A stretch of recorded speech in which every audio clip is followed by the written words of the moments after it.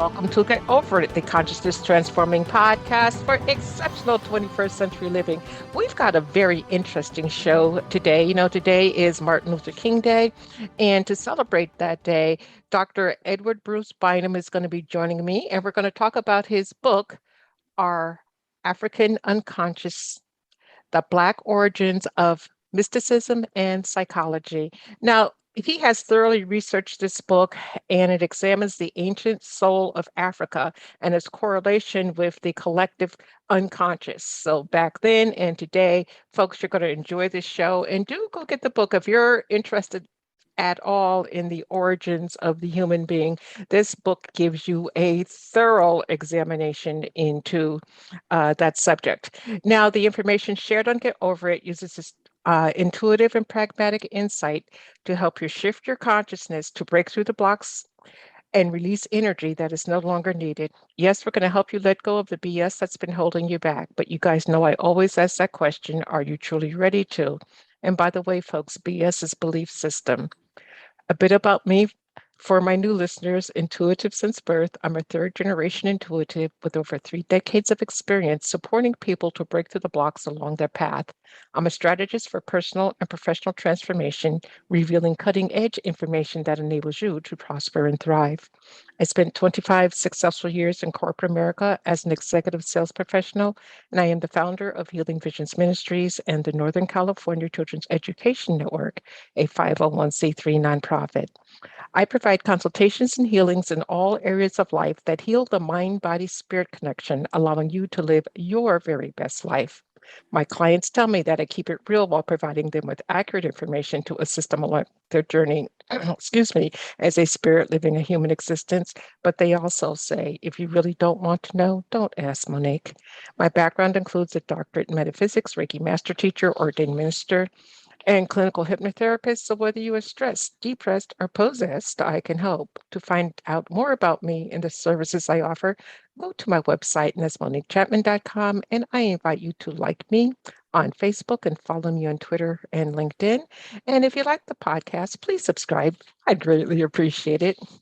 My guest today, Edward Bruce Bynum, Ph.D., and he's a diplomat in the American Psychological Association, is a clinical psychologist and former director of the Behavioral Science Program at the University of Massachusetts Health Services.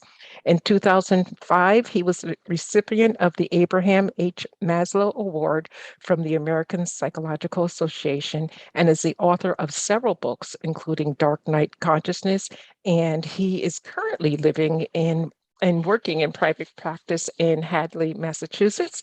You can check him out at his website, and that's obeliskfoundation.com, obeliskfoundation.com. And again, the book that we're talking about today is Our African Unconscious. So welcome, Dr. Bynum. Oh, good to see you. Well, hear you, I should say. Hear you, I should say. Yeah, I can see you. Okay. Well, I've been looking forward to this for a while. I really appreciate the opportunity to sort of sit down and talk with folks about something that's really close to my heart. And given what's going on in the world today, particularly in the United States, on this particular day, I think this is very relevant because the great conflicts we have here in the United States, even though we're a major world power, are still fragmented around issues of race, class, ethnicity, and the whole thrust of our African unconscious is to point the finger scientifically, clinically, historically, and anthropology to the common origin of our species, Homo sapiens sapiens, which comes out of Africa and spread all over the earth. And despite the surface changes, underneath, we are all the same creature, the same Homo sapiens sapiens. And this goes to be true whether you are in Nigeria, in Croatia, in anywhere in Latin America, or the Philippines, or anywhere else in the world. Human species, Homo sapiens sapiens, all originated out of Africa, and all that we see today in our surface differentiations are variations of the single same type that arose somewhere between 150,000 to maybe 250,000 years ago. And then we left Africa. Well, by force sometimes. But you share in your book that the fossil records confirm that Mhm. humanity originated in Africa. But Absolutely. people today don't believe it. They don't want to buy into it. There's like, well, I'm white, so therefore I couldn't have been there. So could you explain to us how that we morphed from being from the motherland to I don't want anything to do with the motherland? That is primarily a political issue. It's not a scientific issue. In fact, it's not Uh-huh. even a religious or a spiritual issue, because all the great spiritual traditions say we are all brothers and sisters in the face of the living God. So it's not a spiritual issue. And it's certainly not a scientific issue, because the science is clad tight. And it's certainly not a medical issue, because all the studies of the serological or blood studies, the Uh-huh. DNA studies of the genome, they all point to this with no doubt. So the issue is a political issue. It is a political issue. And we still live in a society in many parts of the world that is afraid, I'm going to underline that word, is afraid of that which comes from Africa. And that's totally for political reasons. It's not because of any kind of science or spirituality or anything else like that. And so we're confronted today with a moral and spiritual crisis, but the science and the spirituality, which go hand in hand on this particular issue, Uh-huh. are not questioned. No, it's not questioned, but people still they can't get past that, RACE that you talked about. So talk to us about Right. race and what Well, that is. well, here in the United States, I mean, the label of what ethnic or racial group you belong to depends on a matter largely of collective space, or rather a collective history. Let me be very concrete with you. Mhm. Um, that very issue that you're talking about of I'm not this, I'm not that, was a major issue at the founding of the American Republic. People came from Croatia, they came from uh, uh, Indonesia, they came from lots of other places, but primarily we Mhm. came in the United States from Europe, Western Europe in particular. And so you had people from France, England, um, Germany, Ireland, Denmark, all over the place. And Mhm. they were not, but when they came here, they were Danish, or they were French, or they were Italian. And they fought with each other. They did. Mhm. And the way the Republic became solidified, painfully so solidified, was for people to largely drop where they came from, i.e., France, Italy, Spain, wherever, and to become, instead of that, to become white Americans Mhm. in contradistinction to that which was not white. So that problem actually helped bring the country together in a paradoxical kind of way. The Mhm. French were not the French when the French came over to the United States, they didn't think of themselves as white. They thought of themselves as French. When the Mhm. Germans came over, they didn't think of themselves as white. They thought of themselves as German. And you have dozens of these different ethnic groups from Europe. And the way that they came together, the amalgam, was to become less where they came from and to become more white. And they measured themselves against that which was not white, which was black. And it helped in a strange sort of way the country come together. And Mhm. um, and as a result of that, that is still with us, unfortunately. And it's very painful, because in many places here in the United States, this has been my clinical experience also, that many people who are identified as white are afraid that if they lose whatever they identify as their whiteness, that they Mhm. will lose their sense of light. That's a spiritual issue. Mhm. Fear of the dark is metaphorically and spiritually a issue in which many people struggle with. So to lose one's quote whiteness unquote is to lose, for many people, the light within inside of themselves. And it's an equation that you may brush aside, but it's actually goes quite deep. Many people are afraid that if they are no longer exclusively white, well, what else will that be? And there's a fear of looking into one's own depths, which means a necessity going through the darkness and coming to your fundamental realization of what you are in this world, which is a being of light. You are. You are, as are all human beings. And there's and that's a scientific phenomenon too, because the human brain, people forget, is made of dark substance. The whole human brain underneath the skull, so it's not due to sunlight. It's not brain doesn't get a tan. Your brain is dark because of evolutionary forces. Evolutionary forces. And that begins way back in our mother's womb, the earliest days after conception. It begins to elongate in a long, dark line, and out of that develops our organ systems, our neural crest, which becomes our brain, and so on and so forth. That's all facilitated by a line of dark energy. And we become much more complex in the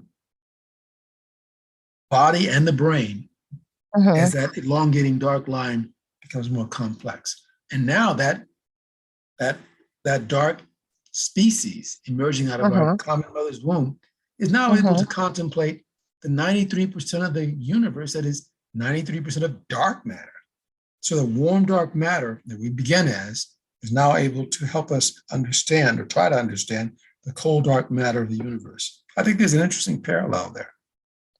I believe so too. So let me ask you a question, because I've always wanted this since the age of 14, and I was never able to get an answer from my West Indian father. And that was, why is Black considered so negative and white considered so positive? Black is wrong, white is right. I mean, even back in the days of watching Westerns, the guy with the white hat or the white horse was the good guy. The black hat and the black horse was the bad guy. Why did we separate so violently? Well, it helps us in our categories of our mind to draw distinctions. And it was also a way to make things simple and understandable. And I also want to point one final other thing out. It has not always been that way. People should understand that. It has not always been that way. The top of the pyramids, the capstones of the pyramids were Black, intentionally. The foundation of Islam is around believed to be a fallen Black stone from the sky. It is Black. There are many other instances in which Black is the fundamental thing. So it changes with historical times. And what your West Indian relative was pointing out was the political consequences and the political uses of that. It's political. It helps people sort of control other people. And if you can control other people by fear, particularly mental fear, then they will stay away from their own essence, their own reality. So everybody starts. Let me say it a different way. Everybody. This is a scientific fact. Everybody starts off as in the mother's womb as the same embryo. And that embryo starts off and unfurls out of something that's Black. Okay. It is the same with the embryo with sex. Every embryo starts off in the tiniest, earliest phase as female, and then later there's some changes, then it becomes male. Some become male. But everybody begins earliest on as female. Okay. And you have a lot of people, particularly men, who are afraid, deepest down, of women. They really are. Yeah. Yes. And there's a whole history of the human species, as you know, based upon the domination of women in society. And it still continues to this day. Yes. Because many people, many men and women, but mostly men, fear deep down women. I mean, think about it. If you were a little kid growing up, you grew up among giants, hopefully benevolent giants, but your parents were huge. And your mother was huge. She was a giant. Okay. So This goes very deep into our psyches. And today, Black remains, I say remains, the threatened the return of the repressed, what we are most afraid of, because many people fear the dissolution of their own sense of self and identity in a wide Black tide of something. And it is, you can extrapolate that to the next political election. You can find that going on right now with people opposing voting rights and so forth across this country. They are afraid of this. And all the surface arguments is BS, folks. And I don't mean blessings. It is. Or belief. Yeah, but it's more of a belief system no, because they get tied into that hate. They get tied into it. And they're underlying this. Their economic power and political power depends on this. Unfortunately, because they've backed themselves into a corner, unfortunately, the Republican Party has backed themselves into a corner where they now have to support something that most of them deep down don't believe, but they are afraid. They don't have any other base. And it's going to take them years to dig out of this corner. What I don't understand with the Republican Party, though, especially the people who follow Trump, is number one, you're not going to always be in power unless you try to take over like Trump did. Right. And number two, other beings that you can look at on Earth are human beings, just like you're a human being. Right. I mean, I think of Ahmaud Arbery and what gave those three men the right to shoot a man running through a neighborhood. And yes, he looked in somebody's house being built, but what gave them the authority? They felt that they're the rightful heirs and owners of this society. They own this society, and therefore they have the right to subject, kill, or another person who is not like them. Unfortunately, that is how the political calculus has evolved. And that is, we're all stuck in it, and it is a tragic death grip on the Republic. And over the next few years, we're going to, depending on which way this goes, we may see, unfortunately, significant unrest in the country based upon something that we should have resolved in 1864. Or at the very least, 1964. At the very latest. The very least. And here we are. Yeah. 2022, and we're still fighting as if this is 1938. It's very sad, really, and very expensive. It's incredibly expensive, emotionally expensive. Yes. To everybody. I mean, this isn't only expensive to people who are identified as Black or African Americans. It takes an enormous amount of energy, if you are identified as white, to continue going along this way. And most people who are identified as white do not want to see mass unrest in this country. Most do not want to go back to the 1840s and 1850s. They don't. But they have been manipulated, made fearful by powerful political currents. And so this is where we are today. And what I wanted to point out in our African unconscious is that our deep roots as a species is rooted here. And we're all beautiful permutations of this. And I tried to back this up with the science of genetics, serological clinical blood studies, DNA, anthropology, paleontology. So all to marshal those, which are all, by the way, in profound support of the principles of all the great religions. The great religions, Islam, Buddhism, Hinduism, all of them agree on this, and they all agree with the tenets of modern science. It is our politics that's all conflicted and messed up about this. So how do we identify people to run for office that are not caught in this energy that's going around, like Kristen Sinema in Arizona?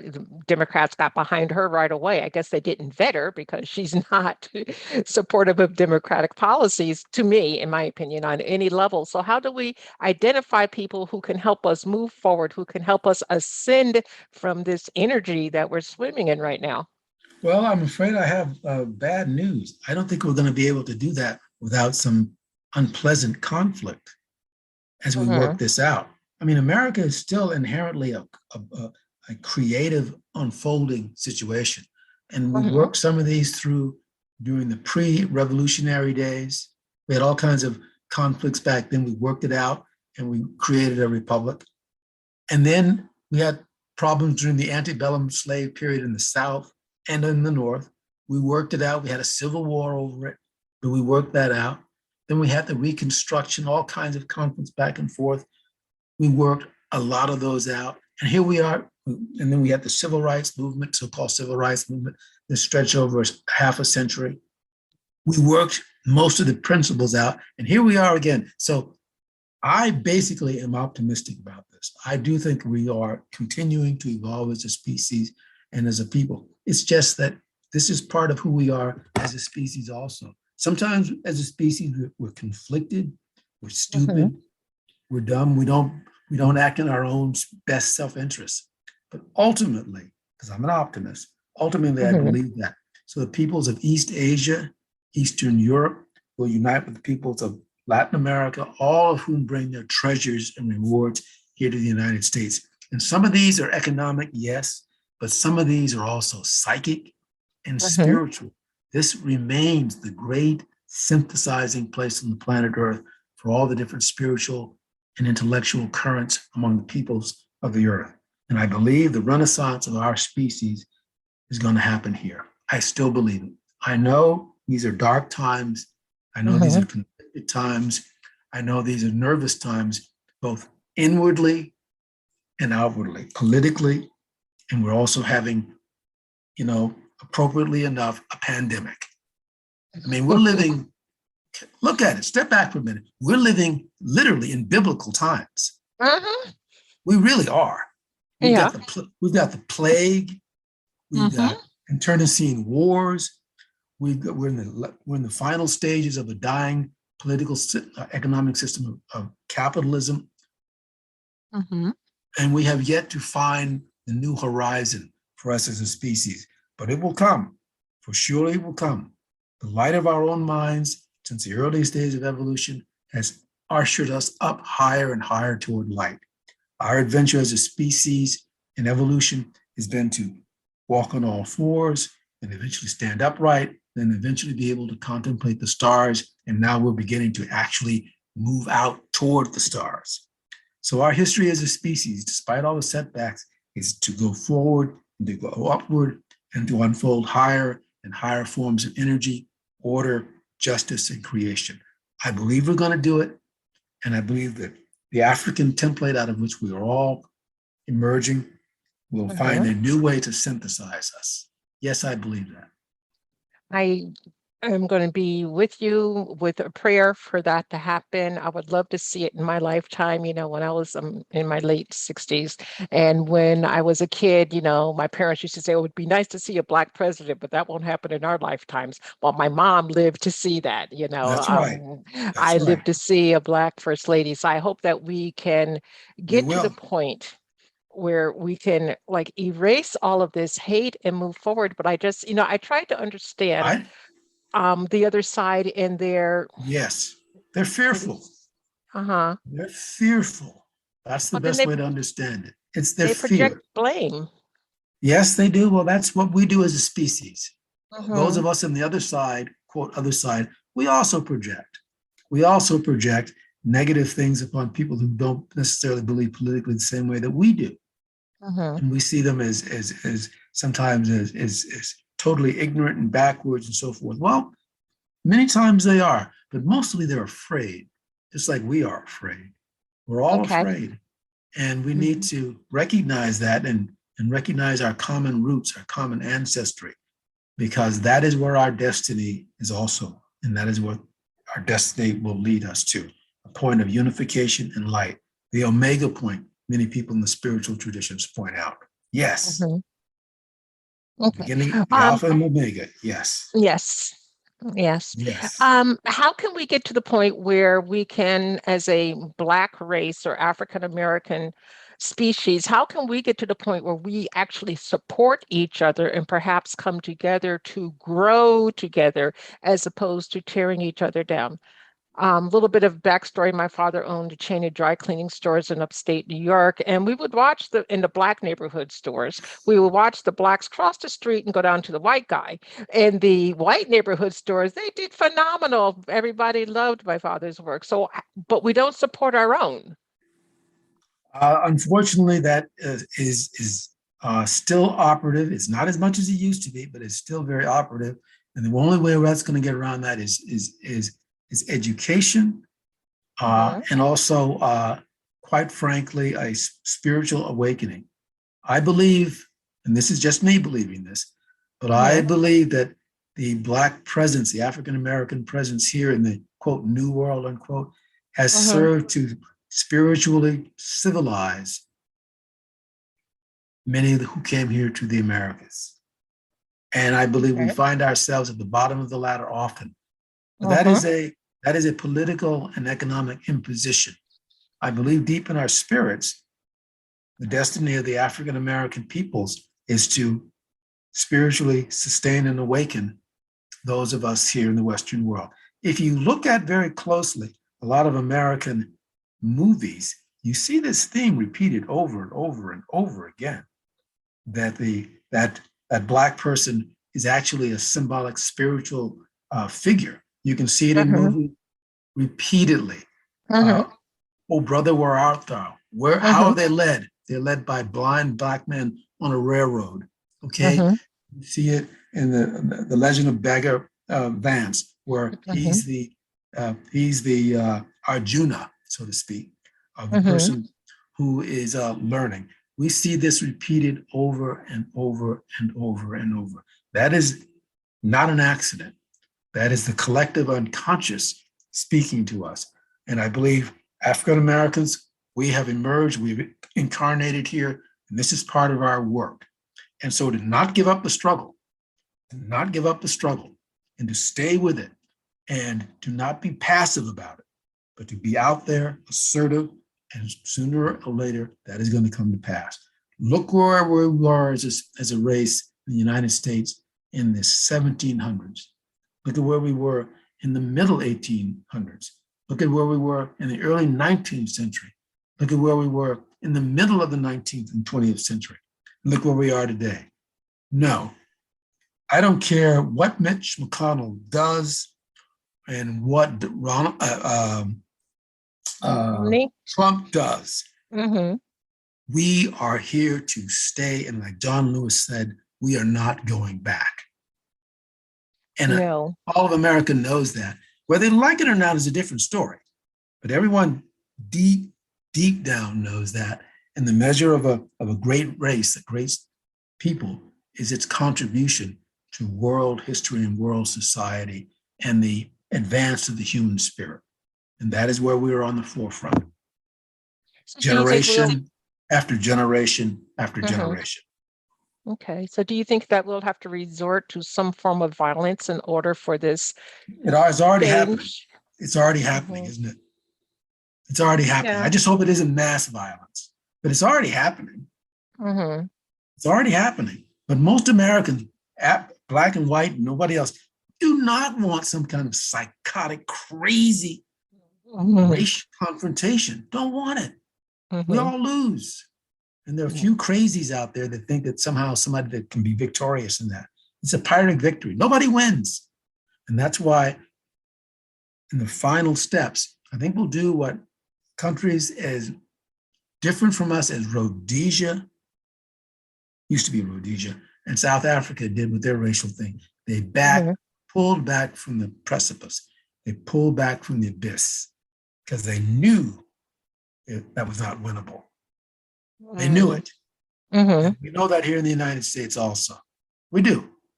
70% of the American people knows that and says so in its surveys. They do. They know that. Do you feel, go ahead, I'm sorry. Go ahead. Now I was going to ask if you felt someone like Trump or a Trump-like energy could take over the next election, could become in charge again, because I felt with his last election that it was, if Trump won, that was definitely the end of democracy. No, it's not. It may be It may be the brief eclipse of a democracy for a Mm-hmm. while. But you know what? Trump, like you and me, is mortal. He's not here forever. And what happens when a tyrant falls? Most people feel a sense of liberation and they Mm-hmm. drag down the statues, don't they? Yeah. He's no different. He's no different. He's a transient figure, evasant. He will pass Mm-hmm. away like you and I, all of us pass away. But what is underneath? That's just what I tried to point out in our African unconscious. What is it about the human species that will continue to move forward to a justice, light, spirit? That is what the African American of this generation and this time in history represents. And it is us that is also at the base, the stem, the root of the entire human species. That is not a political issue, or rather a political statement. That is a scientific statement, and that is also a spiritual realization. Because all the great religions say the same thing. They do. Yeah, No they do. exceptions to the rule. No exceptions to the rule.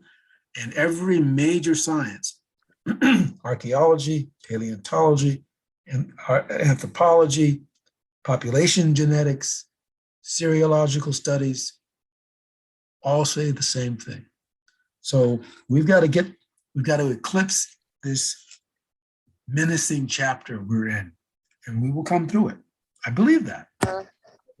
There is no profit in going the other way, because it leads to a really desolate place. And most Americans don't want to go back. Like John Lewis said, we are not going back. Well, it's time to move forward. It's just that time. With today being Martin Luther King Day, what message do you have for our listeners?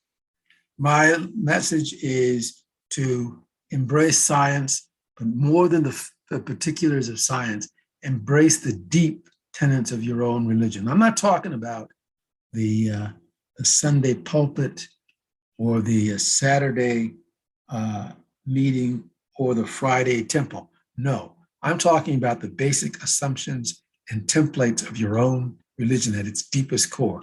What does it say about human beings and their relationship to each other? What does it say that we should be doing with each other? What does it say about where we are? What does it say about what we ultimately are?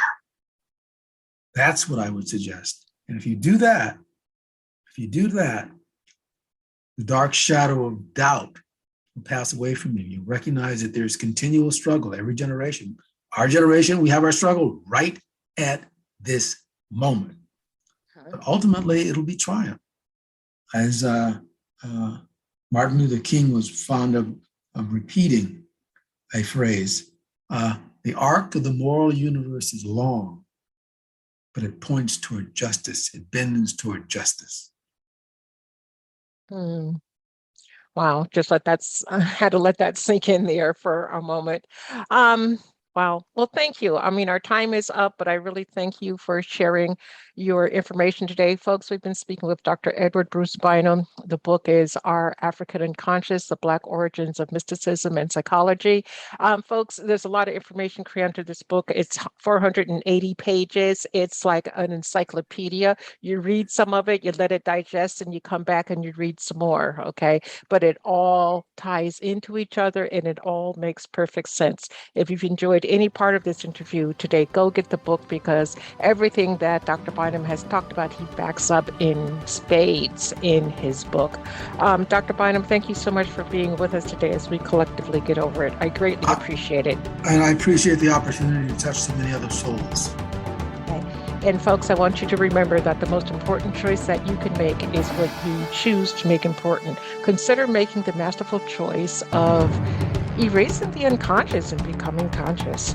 Abundant blessings, light and love to all. Agape.